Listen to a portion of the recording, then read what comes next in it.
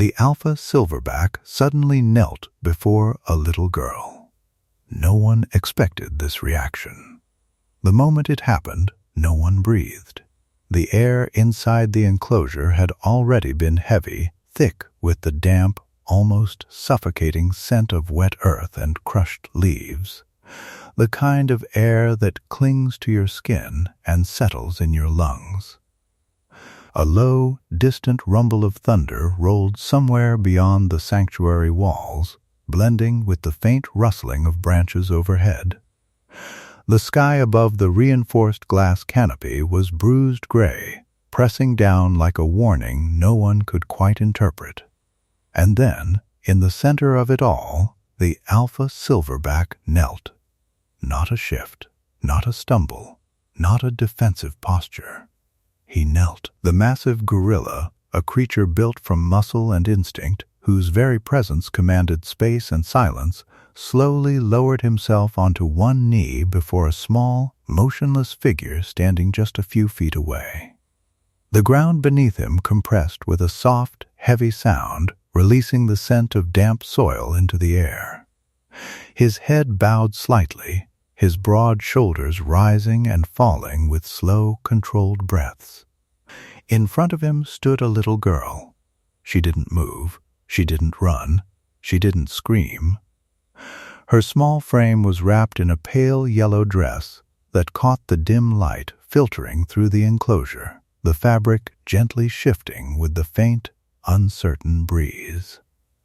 Her bare feet pressed into the soft earth, toes curling slightly as if feeling the texture beneath her for reassurance. Her hands hung loosely at her sides, but her fingers trembled almost imperceptibly. No one understood what they were seeing. Before we go any further into this moment that would leave even the most experienced wildlife experts searching for answers, take a second to connect with us.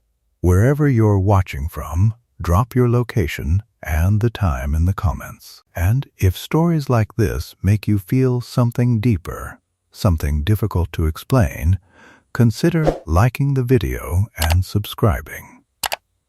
Because what you're about to witness is not just rare. It challenges everything we think we know about instinct, fear, and connection.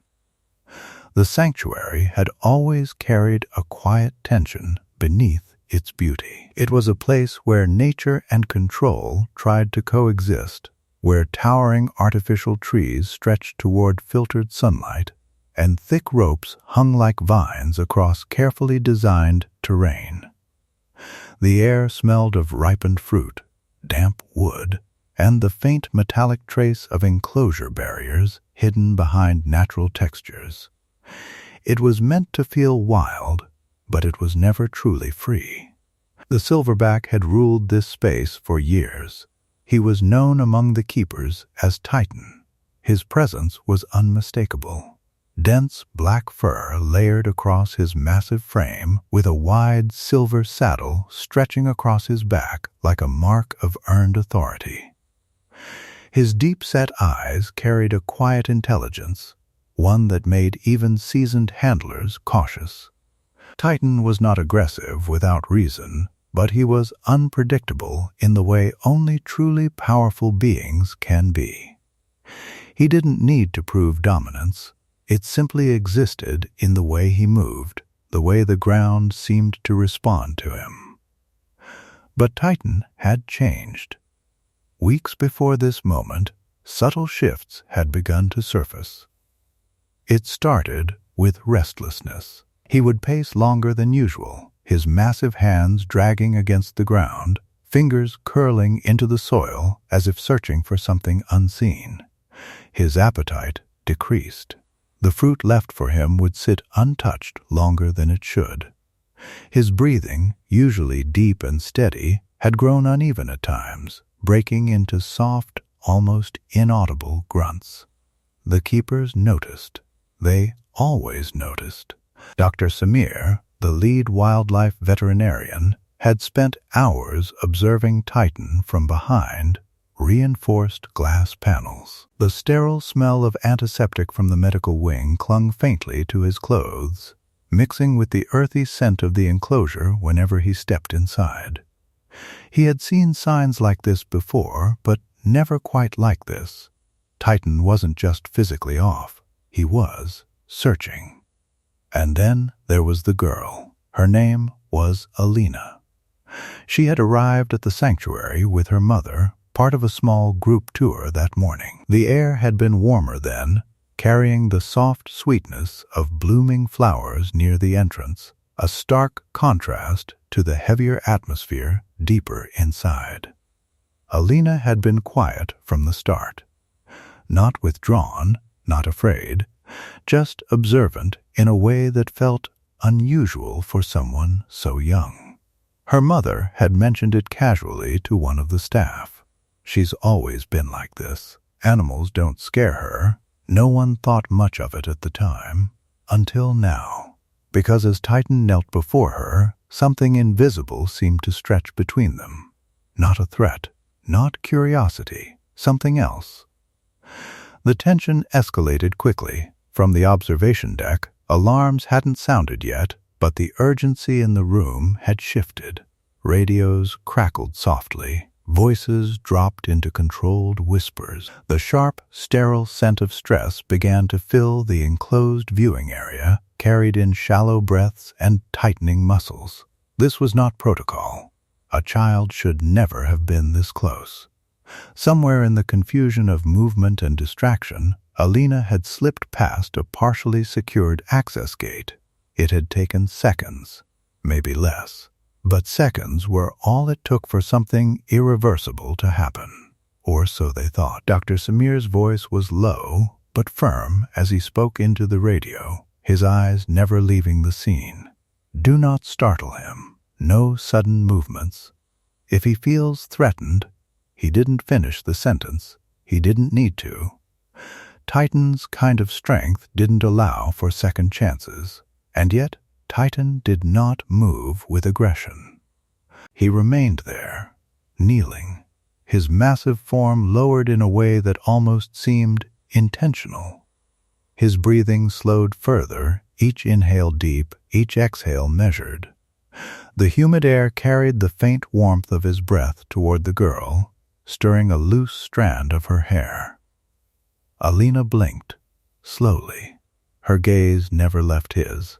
There was no panic in her face, no instinctive recoil, only a quiet stillness, as if she were listening to something no one else could hear. The crisis deepened. Minutes passed, though they felt like something much longer, stretched thin by fear and uncertainty. The keepers debated intervention strategies in hushed tones. Tranquilizers were prepared. Emergency barriers were ready to deploy. Every option carried risk. Too fast, and Titan might react. Too slow, and something unpredictable could unfold. And then something changed. It was subtle, so subtle that only those watching most closely noticed it. Titan's head lowered further, not in submission, in recognition. His gaze softened, the sharp, alert intensity fading into something quieter, something almost fragile. His massive hand, which could uproot branches and crush bone, slowly lifted from the ground. Muscles shifted beneath thick fur, controlled, deliberate. The air grew impossibly still. Even the distant thunder seemed to pause. Alina moved, just a step. Small, careful. The soft earth shifted under her foot, releasing that same damp, grounding scent. Her dress brushed lightly against her legs, fabric whispering in the silence. Her hand lifted, fingers slightly curled, trembling not with fear, but with something deeper, something uncertain, yet drawn forward. The moment stretched to its breaking point, and then she touched him. Her small hand rested against his fur. The contrast was almost unbearable. Fragile skin against dense, coarse strength, warmth meeting warmth. Titan did not flinch. Instead, his breathing changed. It deepened, slowed. And then, impossibly, it aligned. Alina's chest rose and fell in quiet rhythm, and Titan's followed. Inhale, exhale, together. The reveal came in a way no one expected. Dr. Samir's eyes narrowed as he studied Titan's posture more closely. The slight tension in his side, the subtle shift in how he held his weight. It clicked with something he had noticed days earlier but couldn't fully place. Pain. Titan wasn't just behaving strangely, he was hurting. A hidden internal injury, likely caused by a fall or strain, had been building quietly. The discomfort, the restlessness, the loss of appetite, it all aligned now. But what mattered more was how it manifested. He hadn't lashed out. He had withdrawn. And now, in this moment, something about the girl, her stillness, her calm, her complete absence of threat, had given him something he hadn't found anywhere else. Relief. Not physical, but emotional. Animals, especially primates, possess a deeply ingrained ability to sense states of being. Stress, fear, calmness, these signals travel through body language, breathing patterns, even subtle chemical cues in the air. Alina wasn't just unafraid. She was calm in a way that allowed Titan's nervous system to settle. And in that settling, something remarkable happened. The tension in his body eased. The invisible weight he had been carrying began to lift. The moment of resolution did not come with a dramatic shift. It came quietly, gently. Titan leaned forward just slightly, bringing his forehead closer to the girl's hand. Not pressing, not demanding. Simply resting in proximity. His eyes closed for a brief second, as if surrendering to something he had resisted for days.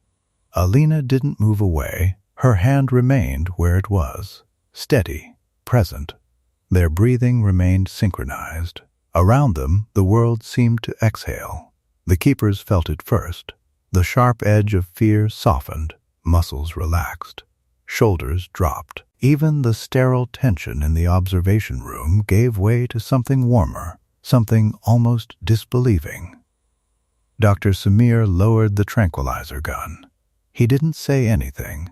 He just watched. Because in that moment, intervention was no longer needed. Healing had already begun. In the hours that followed, careful, controlled separation was reintroduced. Alina was gently guided away, her mother's arms wrapping around her with a mixture of relief and lingering shock. The scent of her perfume, faint and floral, contrasted with the earthy air of the enclosure as they stepped back into the human world.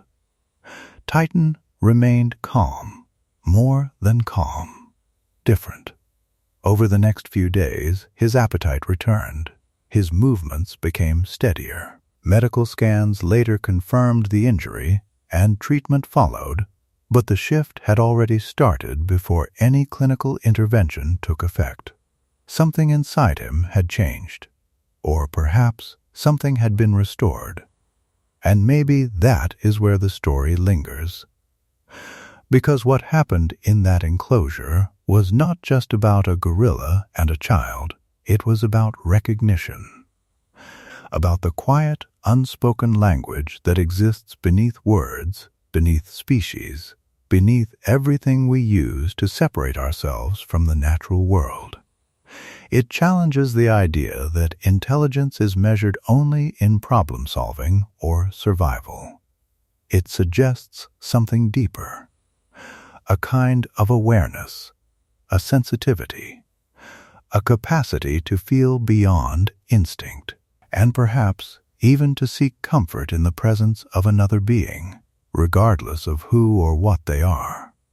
There is no clear explanation that fits neatly into scientific boundaries. There are theories, there are observations, but moments like this exist slightly outside of all of them. They remind us that connection is not always logical, that sometimes the most powerful exchanges happen in silence, in stillness, in a shared breath. As the sanctuary returned to its usual rhythm, The memory of that moment lingered like the fading warmth of sunlight at dusk. It remained in the quiet glances exchanged between keepers, in the softened posture of a once restless silverback, and in the distant memory of a little girl who stood still when everything in the world should have told her to run. If this story stayed with you, if it made you feel something you can't quite put into words, take a moment to support the channel by liking the video, subscribing, and sharing it with someone who believes that animals understand more than we give them credit for. And before you go, tell us this.